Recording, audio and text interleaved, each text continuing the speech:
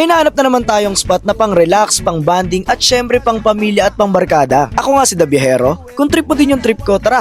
Sama ka sa biyahe ko. And welcome to Tranquility Haven Villa dito sa Los Baños, Laguna. Ang ganda, promise, lakas makamayaman. Tapos makikita mo talaga na napakabago pa at fresh pa lahat ng gamit. And yung pool napakalinis. May kiddie pool, adult pool at kung gusto mong ma-feel na social, meron sila ditong hydro massage bed at libre yan for 2 hours mga kabiyahero. Ang angas, diba? And dito guys, meron silang 5 kwarto. Lahat may aircon at sariling CR. May pang 10 packs, 8 packs at meron din pang 4 packs. Tapos ito pa mga kabiyahero, meron silang TV room na may 70 inches TV.